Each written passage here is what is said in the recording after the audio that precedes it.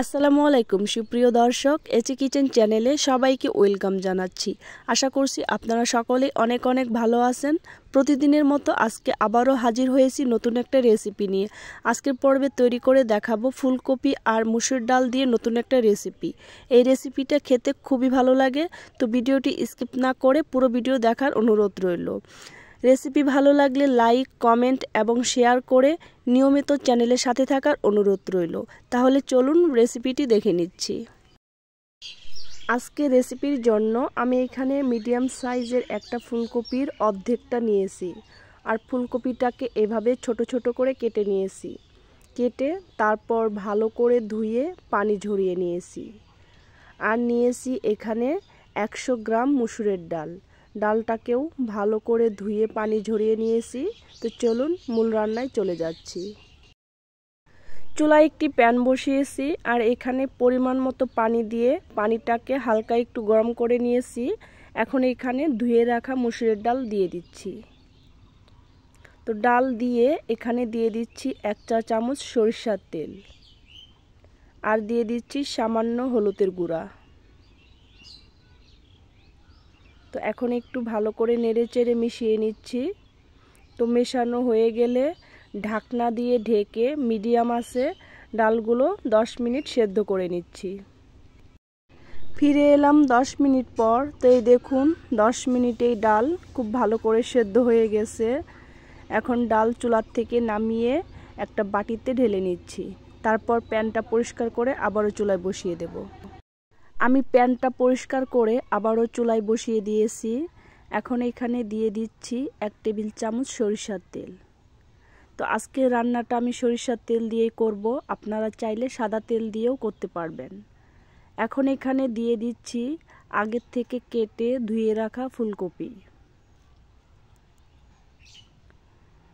দিয়ে দিচ্ছি সামান্য হলুদের গুঁড়ো, আর দিয়ে দিচ্ছি সামান্য লবণ। এখন এই লবণ আর হলুদ দিয়ে ফুলকপিটাকে ভালো করে ভেজে নিচ্ছি। তো যারা ভিডিওটি দেখছেন প্লিজ একটা লাইক দিয়ে পুরো ভিডিও কন্টিনিউ করবেন। আপনাদের একটি লাইক আমাকে পরবর্তী ভিডিও বানাতে অনেক উৎসাহ জাগায়। আমি ফুলকপিগুলো বেশ কিছুক্ষণ ভেজে নিলাম। তো দেখুন ফুলকপিগুলো ভাজা হয়ে গেছে। এখন একটা বাটিতে তুলে নিচ্ছি।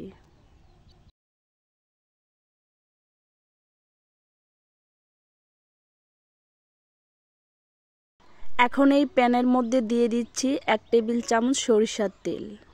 ফোড়নের জন্য দিয়ে দিচ্ছি একটি আস্ত শুকনা মরিচ, আর দিয়ে দিচ্ছি 1/2 চা চামচ আস্ত জিরা। এখন এগুলোকে একটু নেড়েচেড়ে ভেজে নিচ্ছি। তো এগুলো জিরাটা যখন ফুটে উঠবে তখন এখানে পেঁয়াজ দিতে হবে। আমি এখানে একটি বড় সাইজের পেঁয়াজ কুচি দিয়ে দিচ্ছি। তো এখন এই পেঁয়াজটাকে আমি এভাবে নেড়ে চেড়ে হালকা ব্রাউন কালার করে ভেজে নিচ্ছি। আমি পেঁয়াজটাকে ব্রাউন কালার করে ভেজে নিলাম। তো পেঁয়াজটা ভাজা হয়ে গেছে। এখন এখানে দিয়ে দিচ্ছি 1/2 চা চামচ আদা বাটা, আর দিয়ে দিচ্ছি 1/2 চা চামচ রসুন বাটা। এখন এই আদা রসুনটাকে এই পেঁয়াজের সাথে কিছুক্ষণ ভেজে নেব, আদা রসুনের কাঁচা গন্ধ চলে যাওয়া পর্যন্ত। আমি আদা আর রসুনটাকে কিছুক্ষণ ভেজে নিলাম। তো আদা রসুনের কাঁচা গন্ধটা চলে গেছে। তো এটা ভাজা হয়ে গেছে। এখন এখানে দিয়ে দিচ্ছি বড় সাইজের একটি টমেটো কুচি, আর দিয়ে দিচ্ছি স্বাদ মতো লবণ। 1/2 চা চামচ জিরার গুঁড়ো দিয়ে দিলাম, আর দিয়ে দিচ্ছি 1/2 চা চামচ ধনিয়ার গুঁড়ো। এখন এখানে পরিমাণ মতো পানি দিয়ে দিচ্ছি। তো পানি দিয়ে ভালো করে নেড়ে চেড়ে মিশিয়ে নিচ্ছি। মেশানো হয়ে গেলে এখন এখানে দিয়ে দিচ্ছি পরিমাণ মতো কাঁচামরিচের ফালি। তো ঝালটা আপনারা আপনাদের পছন্দ মতো দিয়ে দিবেন। কাঁচামরিচের ফালি দিয়ে আবারও নেড়ে চেড়ে মিশিয়ে নিচ্ছি। তো মেশানো হয়ে গেলে এখন ঢাকনা দিয়ে ঢেকে মশলাটাকে কিছুক্ষণ কষিয়ে নিচ্ছি।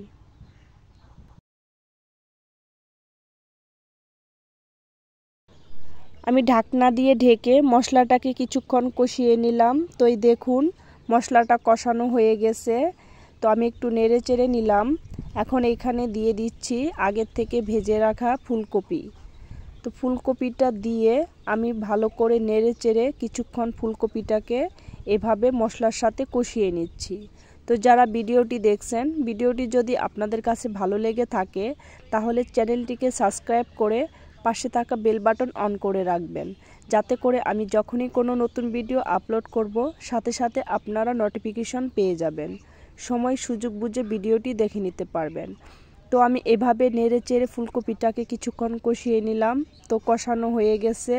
এখন এখানে দিয়ে দিলাম আগের থেকে সেদ্ধ করে রাখা মসুরের ডাল।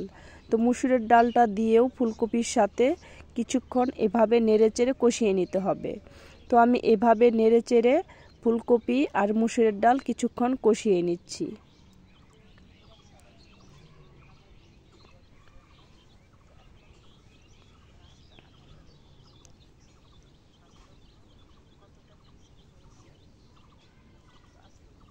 তো এভাবে নেড়ে চেড়ে আমি ফুলকপি আর ডালটাকে কিছুক্ষণ কষিয়ে নিলাম। তো এটা কষানো হয়ে গেছে। এখন এখানে ঝোলের জন্য পানি দিয়ে দেব। তো আমি এখানে মেজারমেন্ট কাপের 3 কাপ গরম পানি দিয়ে দিলাম। তো পানিটা দিয়ে আমি আবারও ভালো করে নেড়ে চেড়ে মিশিয়ে নিচ্ছি। তো মেশানো হয়ে গেছে। এখন ঢাকনা দিয়ে ঢেকে মিডিয়াম আঁচে 10 মিনিট রান্না করে নিচ্ছি।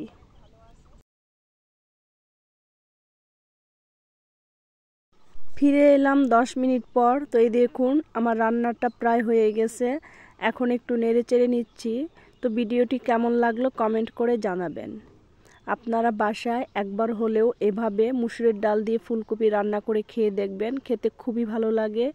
এটা ভাত, রুটি, পরোটা সব কিছুর সাথে খেতে দারুণ লাগে। এখন উপর দিয়ে কিছু ধনিয়া পাতা কুচি দিয়ে দিচ্ছি। তো ধনিয়া পাতা কুচি দিয়ে আমি ঢাকনা দিয়ে ঢেকে আরও 2 মিনিট রান্না করে নিচ্ছি। তো ফিরে আসছি 2 মিনিট পর। ফিরে এলাম 2 মিনিট পর। তো আমার রান্নাটা হয়ে গেছে। এখন চুলাটা বন্ধ করে চুলার উপরে ঢাকনা দিয়ে ঢেকে 5 মিনিট রেখে দেব। তো ধন্যবাদ সবাইকে এতক্ষণ আমার ভিডিওটি দেখার জন্য। পরবর্তী ভিডিও দেখার আমন্ত্রণ জানিয়ে আজকের মতো এখানেই বিদায় নিচ্ছি। আল্লাহ হাফেজ।